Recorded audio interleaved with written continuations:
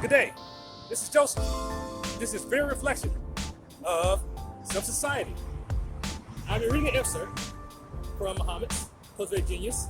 The section is Historically Responsible Literacy, Responding to the Social Times, Historically and Currently, page 52, chapter 2. Here we go again. Here's little Joe, state intern, future graduate. And it says here, historically responsible literacy also calls for educators to be responsive to the social and political times we have historically lived in and currently live within. And the example we're going to take a look at today is Ralph David Abernathy, Westview Political Legacy. Pretty much says Westview holds a prominent place in the history of African American politics in Atlanta and Georgia.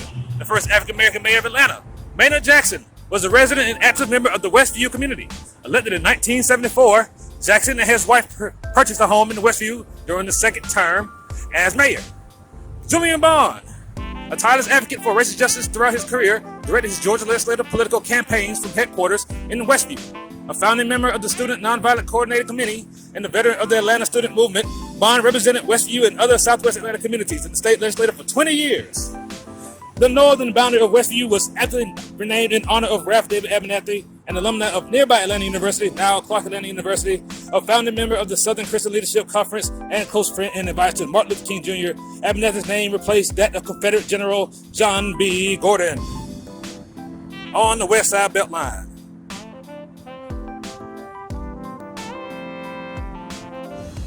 And here we are at the beginning here. Welcome to the West Side Crossroads.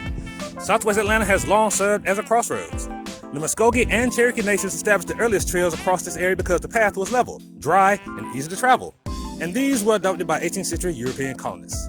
In the 19th century, after passage of the Indian Removal Act of 1830 and the American government's forced removal of the Muskogee and Cherokee populations, railroad engineers also saw the advantages of the established paths and laid track on the original trails. The rail line running through Westview was built by the Macon and Western Railroad in the 1840s and connected by the city of Atlanta to Macon, Chattanooga, and Savannah. The importance of this rail line led to Westview becoming a battle site during the Civil War. Closing Atlanta off from the rest of the South was a key Union strategy. Found on the West Side Beltline. Still, here we are again on the Beltline. This time, redlining. Segregation by design. Racial segregation in housing was both law and custom in Atlanta until 1968, when the Federal Fair Housing Act made it illegal. In the 1920s and 1930s, real estate agents' agreements forbidding sale to African Americans were common, often covering entire neighborhoods. These restrictive covenants prohibited the sale, rental, or occupancy, with some exceptions for servants, of properties in desirable neighborhoods, effectively trapping blacks in crowded and undeserved ghettos, aka the Trap. Because such covenants were attached to the deed, they passed on to the future owners of the property who continued these discriminatory practices.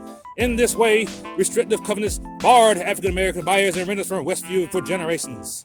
In the 1930s, President Franklin Delano Roosevelt formed the Homeowners Loan Corporation, HOLC, to assist Americans struggling through the Great Depression.